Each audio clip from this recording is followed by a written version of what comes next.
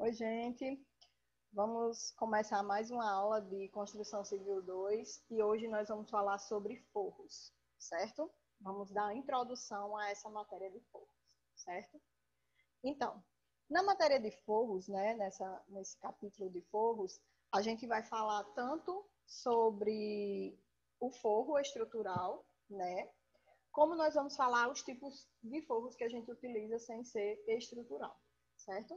Então, vamos começar pelas nossas lajes pré-fabricadas. Então, essas lajes pré-fabricadas, elas se originam das minhas lajes nervuradas e das mistas, certo? Entre elas, a gente coloca elementos intermediários de cerâmica, concreto ou outro tipo, certo? E o elemento de concreto feito no local tem funções de solidarização dos elementos. Essas lajes, elas podem ser laje pré-fabricada comum, laje treliçada, laje Brasília e laje protendida e outros tipos de laje. A primeira laje que nós vamos estudar hoje é sobre laje pré-fabricada comum. As lajes pré-fabricadas comuns, pessoal, são aquelas lajes onde você vê uma estrutura, um elemento todo de concreto, bem lindozinho, que ela tem uma base e ela tem como se fosse um triângulo na sua parte de cima, toda em concreto, né? Uma vigota de concreto pré-fabricada. Nós podemos usar no enchimento, que é entre elas, né? Um tijolo cerâmico, um elemento de concreto, ou EPS, que é o isopor mais conhecido, né, pessoal? E sob essa laje, nós utilizamos uma capa de concreto que nós chamamos de capeamento, de espessura variável, né? Por exemplo, ó, preste atenção aqui embaixo, certo? Aqui nós temos a nossa vigota, né? Essa vigota ela é de concreto com aço, tá vendo, pessoal? O aço aqui dentro dela, eu tenho 3 aços inferiores e um superior. Eu tenho a minha lajota, né? Ou vigota de cerâmica, certo? Eu tenho a minha lajota que ela gira aqui, ó, de 30 centímetros na parte de cima e 25 centímetros na parte de baixo, né? Eu vou ter a minha capa de concreto, certo?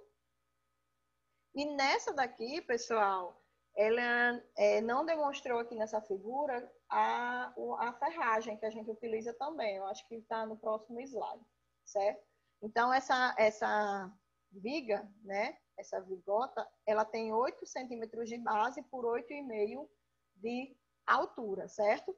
A distância entre elas vai variar de acordo com a lajota, tá certo? Se for lajota, se for um elemento de concreto, ou se for um EPS. Tá bom? Aqui, a variação das alturas vai depender do elemento estrutural que você vai estar usando, certo? Quando o elemento que eu digo que fica entre elas. Por exemplo, aqui eu tenho uma lajota de 2 centímetros, não, de 10, né? Beta 10, de 8 centímetros. Eu tenho a vigota de 12, beta 12.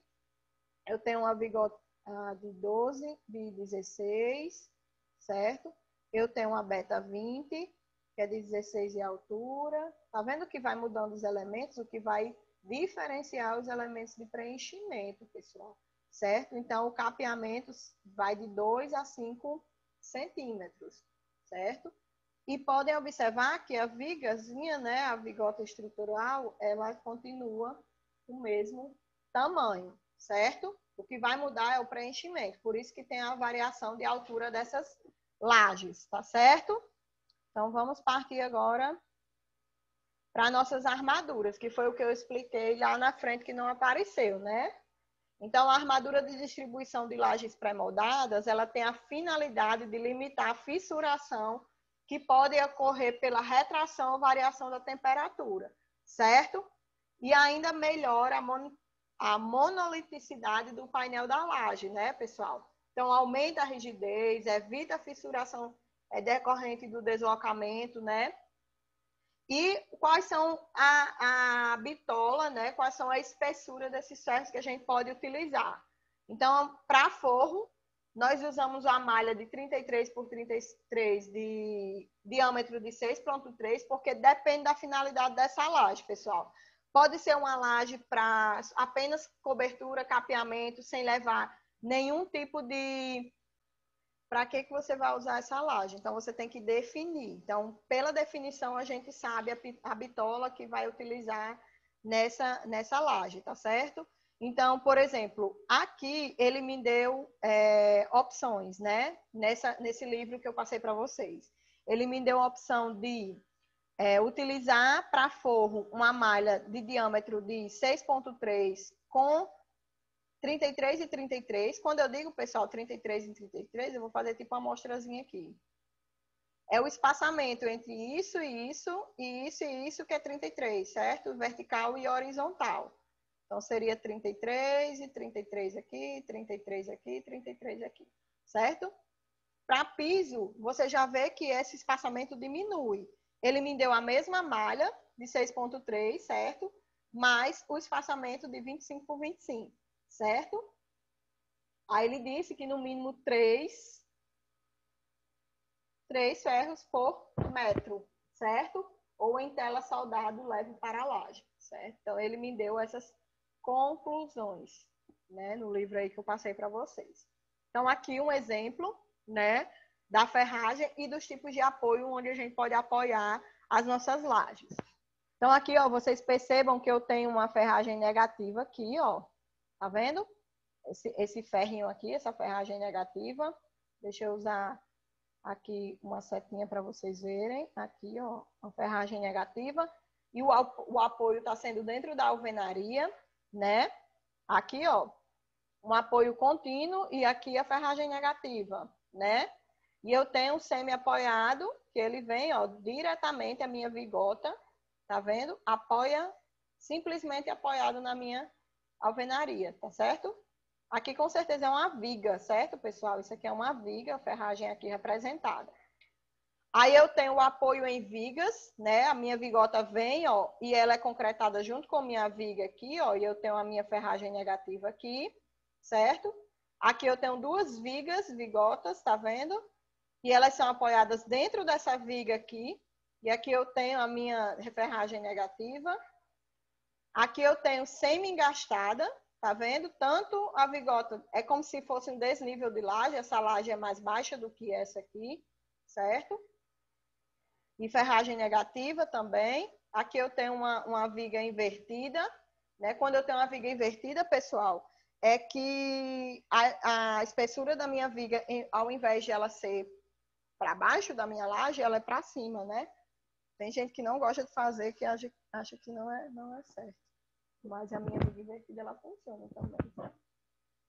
Tenho a minha vigota apoiada nos meus beirais, sempre com minha ferragem negativa, certo? E aqui, ó, ela em duas direções, né? Aqui é o balanço, pessoal. Isso é um balanço, certo? Uma laje em balanço. Então, é isso, gente. Os reforços. Pessoal, quando eu vou utilizar reforço, é porque, assim, você tem que entender que quando você faz uma laje, você vai colocar paredes em cima dela se essa laje for para piso, se for um pavimento acima. Então, essa laje pré-fabricada, você não pode chegar e colocar a parede, né, em cima de uma vigota, por exemplo, em cima de uma lajota. Aí, o que acontece? É necessário que, nos locais onde vai ter paredes, você coloque um reforço estrutural, ou seja, coloque mais de uma viga, né? Mais de uma vigota. Então, o que acontece? Ou vocês batem uma viga de concreto, pode fazer esse reforço, como está representado aqui, certo? Olha aqui, a opção foi fazer uma viga de concreto. Ou vocês utilizam duas ou mais vigas, né, pré-fabricadas, laje pré-fabricada, né, lajota não, vigas, essas vigotas, mais de uma porque ela serve como reforço, porque aí você vai poder colocar a sua parede em cima, tá entendendo? Porque você tem que entender que só o reforço que você faz com a armadura, ele não é capaz de sustentar a sua parede que você vai colocar. Então, você vai colocar várias paredes, certo? Então, você tem que ter um reforço estrutural para poder apoiar essas paredes, certo? No caso aqui, ó, as vigotas encostadas, elas formam como se fosse uma viga, tá bom? Então, esse reforço tem que existir também, né? Sempre existe? Nunca, porque às vezes você usa a botar, né? A laje segura tudo. Aí depois rui tudo, né? E nós temos aqui os vãos livres, que essas vigotas pré-fabricadas, elas podem vencer.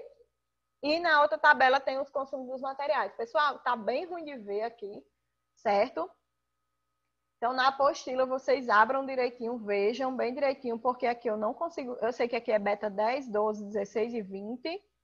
Aí tem um forro aqui, eu não consigo ver muito direito, é porque eu tô de óculos, certo? Tem os apoios simples, lajes contínuas e lajes engastadas facialmente. E no próximo slide eu trouxe para vocês os consumos dos materiais, né? O concreto, cimento, areia, quanto de consumo para cada tipo de laje. Lembra que eu mostrei mais lá na frente? Deixa eu mostrar aqui a altura, né? Então, cada um tem um consumo diferente de material. Então, lá naquela última tabelinha, fala sobre esse consumo de material, tá bom? Então, essa foi nossa primeira aula sobre forros, certo? A gente vai continuar ainda, tem muita coisa para se fazer. E a gente também vai aprender a calcular, tá bom? Então, foi um prazer estar com vocês. Até a próxima aula.